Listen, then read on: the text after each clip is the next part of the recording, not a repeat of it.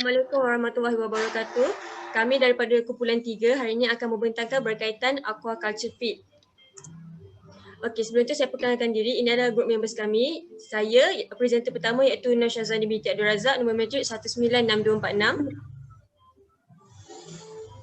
Saya Suhaila Amira binti Mak Saufi 195956. Saya Anis Farina binti Arfan 198709. Saya Nur Ais Raya binti Muhammad Noor, nombor matrik 196233. Saya Nur Arifah Nazira binti Maid 197122. Saya Fatia binti Mak Fazil, nombor matrik 196588. Okey, untuk di slide ada beberapa part yang terkandung dalam slide ini. Yang pertama, introduction for feed aquaculture. Yang kedua, types of feed. Yang ketiga, do all aquaculture fish eat the same thing? Yang keempat, aquaculture feed formation, distribute and storing aquaculture feed, dan lastly, potential alternative to feeding fish to fish. Okay, first of all, kita lihat kepada introduction. What is aquaculture feed? Okay, aquaculture feed adalah salah satu makanan yang telah diformulasikan dengan bahan yang tertentu, dan apabila makanan tersebut kita beri kepada hidupan akuatik seperti ikan, ikan tersebut akan dapat makanan tersebut akan dapat memenuhi keperluan nutrisi bagi ikan-ikan dan bagi hidupan akuatik untuk menjalankan fungsi fisiologi yang normal. Okey, makanan yang diberikan kepada hidupan akuatik dan ikan ini akan memberikan pertahanan kepada sistem imun ikan tersebut, membantu dalam pertumbuhan serta pembiakan semula jadi ataupun reproduction, dan beberapa elemen makanan tambahan atau non-nutritive feed additive telah digunakan dalam makanan akuatik to make sure hidupan akuatik tersebut dapat menyerap segala nutrien dan makanan tersebut dapat diabsorb, digest dan dapat transport kepada sel-sel hidupan tersebut. Okey, ini adalah contoh nutrien yang diperlukan oleh ikan-ikan. Yang pertama adalah protein. Protein adalah salah satu the most important nutrient that needs for fish, dan protein ni boleh diconsider kepada the most expensive source lah untuk nutrient, untuk fish nutrient. Dan dalam protein ni juga ada salah satu essential source which is amino acid yang diperlukan untuk ikan-ikan, di mana ikan tersebut dapat amino acid ini dapat membantu dalam pertumbuhan, reproduction dan muscle tissue formation dan sebagainya. Jadi protein konsum ni berbeza mengikut jenis-jenis ikan. Seperti contoh kalau carnivorous fish, dia memerlukan lebih kurang 50% of protein dalam diet pemakanan ikan tersebut. Kalau bagi herbivore dan omnivorous fish, dia memerlukan less than 50% daripada diet pemakanan mereka. Yang kedua, lipid atau fats. Lipid atau fats ni dia boleh menggantikan kepada protein sebab lipid ni dia high energy nutrient, di mana lipid ni merangkumi lebih kurang 7 hingga 15% fish diet dalam fish diet, dan they serve as transported for fat soluble vitamin. Yang ketiga adalah karbohidrat. Karbohidrat pula adalah karbohidrat. Fish do not have specific dietary requirement for carbohydrates. Dan karbohidrat ni dia adalah sumber yang paling banyak sekali yang boleh didapati, dan dia adalah paling kurang mahal. Dia least expensive berbanding dengan protein. Dalam karbohidrat ini digunakan dalam aquaculture feed untuk reduce feed cost dan for their binding activity during feed manufacturing. Yang keempat adalah vitamins. Vitamin adalah organic compound to support normal fish growth and normal fish health lah. Dan dia vitaminnya hanya diperlukan dalam kuantiti yang sedikit saja. Lastly, minerals. Minerals ni adalah inorganic elements for normal body function for fish. And dia function dalam function of skeletal tissues and respiration and digestion. So next. Okay, seterusnya types of aquaculture feed, jenis makanan ikan akuatik, aquaculture, di mana ikan ternakan ini dia diberi makanan yang telah direka khas untuk mereka, dan makanan yang telah diberikan itu mengandungi semua nutrien yang penting untuk menjaga kesihatan pertumbuhan dan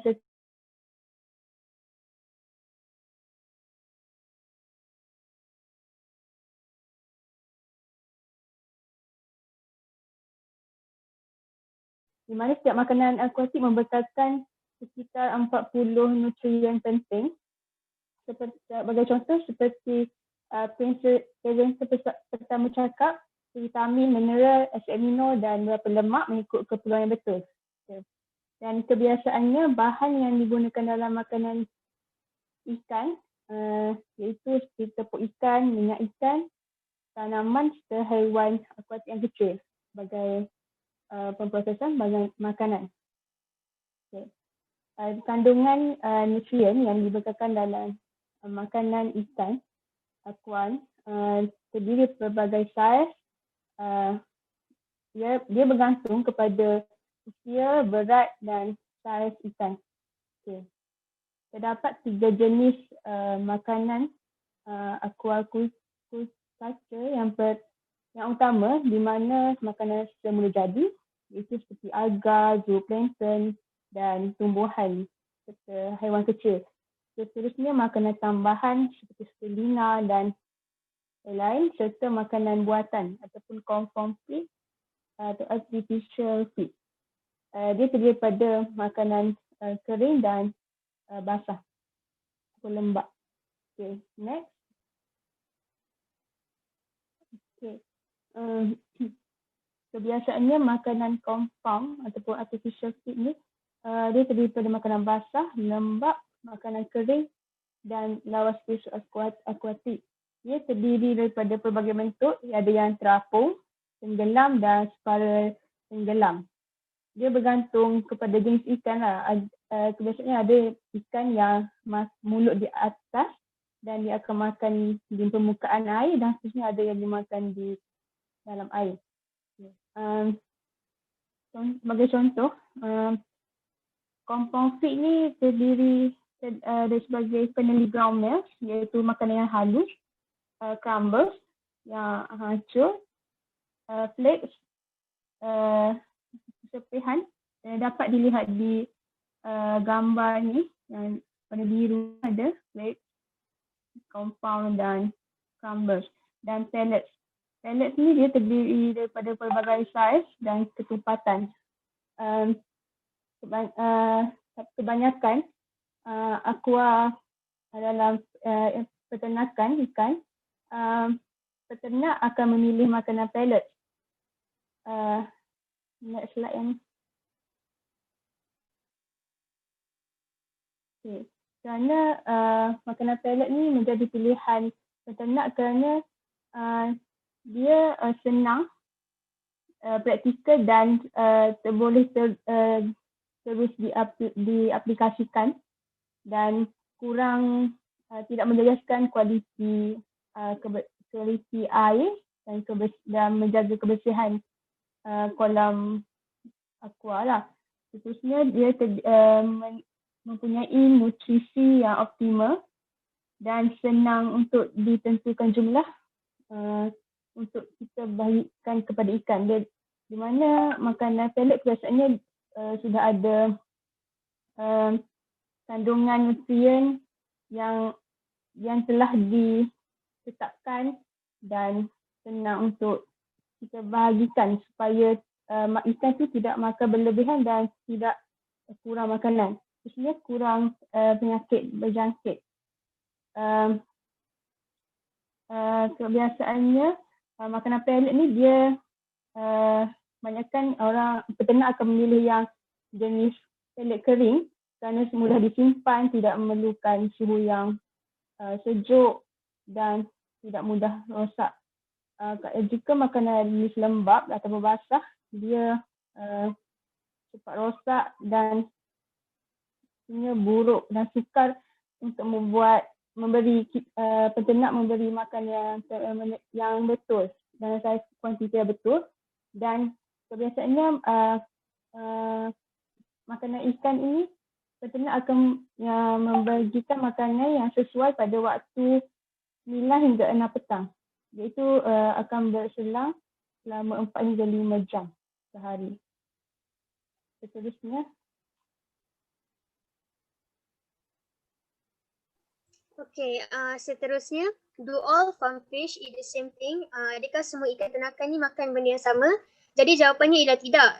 Sebab keperluan nutrien bagi setiap ikan ni dia bergantung kepada spesies masing-masing. Sama macam haiwan. Haiwan pun dia ada spesies omnivore, carnivore dengan herbivore. So dia orang makan benda yang berbeza. Okay, next. Okay, so untuk herbivorous fish ni contohnya macam surgeon fish, parrot fish. Parrot fish ni macam ikan dori. Mereka akan makan makanan yang mengandungi plant proteins, vegetable oils, minerals macam protein ke, lipid, karbohidrat dan juga vitamin semua tu. Okay, untuk carnivorous fish yang hidup secara liar seperti ikan salmon, dia akan makan other fish. Sama macam haiwan, contohnya macam harimau kan carnivore, so dia akan makan haiwan yang lain. So sama macam carnivorous fish ni, dia akan makan ikan yang lain. Okay, untuk farm carnivorous fish pula, ikan carnivore yang diternak, dia macam gabung, dia makan sama macam herbivorous fish makan dan juga carnivorous fish makan. So dia perlu makan include fish oil dan juga protein. So dia akan makan ikan lain dan juga dia akan makan benda yang mengandungi plant proteins, vegetable oil, minerals dan juga vitamin. So contoh untuk ikan carnivorous farm fish ni, contoh dia macam ikan carp, ikan tilapia ataupun catfish, ikan keli. Okay, so untuk diet untuk ikan carnivore ni, dia sepatutnya perlu ada 30 sehingga 50% fish meal dan juga oil. Tapi benda tu bukan satu keperluan untuk makanan ikan tu, untuk diet ikan tu. Tapi sekarang banyak research, dia tengah cari untuk dapatkan satu makanan yang paling sesuai untuk ikan-ikan tu. Dan sekarang pun memang banyak ikan yang tak diberikan pun fish meal dan juga oil. Walaupun itu merupakan macam diet yang macam sesuai lah untuk mereka. Okay. Next. Okay, untuk aquaculture feed formulation, yang pertama ialah benefit of formula food in pellet form. First, it is practical and easy to apply directly to livestock. Next, it has optimal nutrition contents for livestock. It is also less waste, so it does not affect the quality of water. And then, dia adalah lebih bersih dan hygienic daripada livestock waste such as chicken. Lepas tu, it also can lower the risk of disease. Next, the operational planning in terms of cost and harvest time as well as food effectiveness can be determined. And then next is frequency of the feeding. Dia disarankan 3 kali sehari and once every 4 to 5 hours. And it is based on stomach emptiness that influenced by temperature factor, fish weight, food composition, eating frequency. Antara kelebihan dia adalah to avoid overeating at one time and it will have better digestion process, so there is no eating dominance.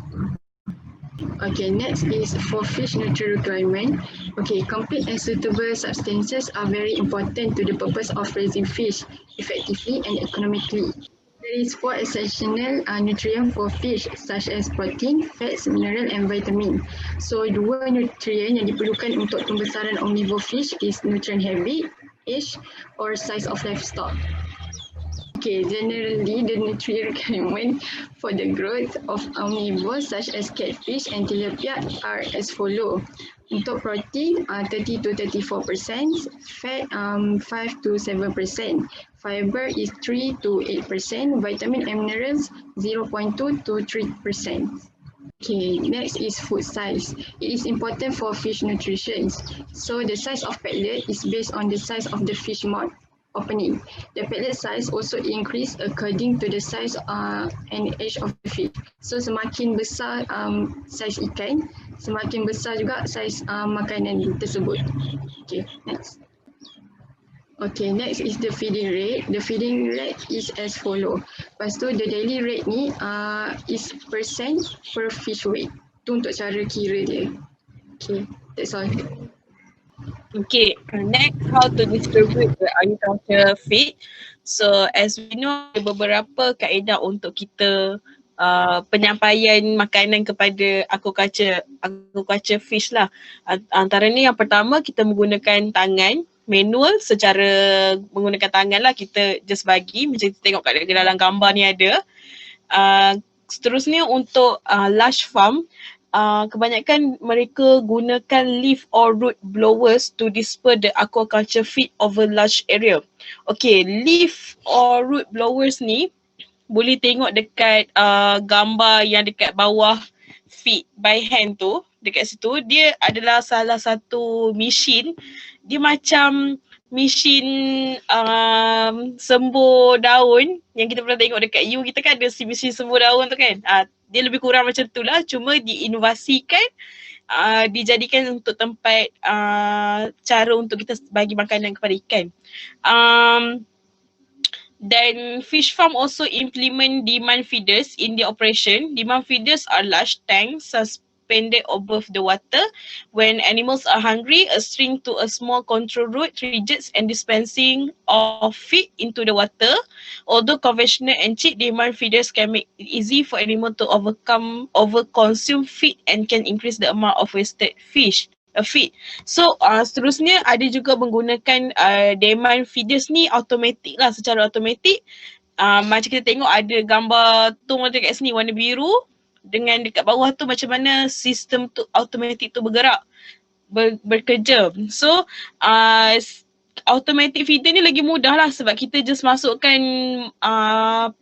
pellet makanan ikan, kita punya aquaculture tu letak je dalam bekas tu and then makanan akan secara automatik masuk ke dalam kolam. Tapi walaupun dia memudahkan kita dan tak memerlukan banyak tenaga kerja, menjimatkan masa, tapi dia juga memberi keburukan di mana bila ada automatic feeder ni, dia akan menyebabkan berlakunya lambakan makanan dekat dalam kolam sebab mungkin ikan terlampau banyak makanan sampai ikan pun tak makan dan ikan boleh menjadi matilah sebab overconsume of feed dan pada masa sama boleh mencemarkan air kolam kita. Okay, next.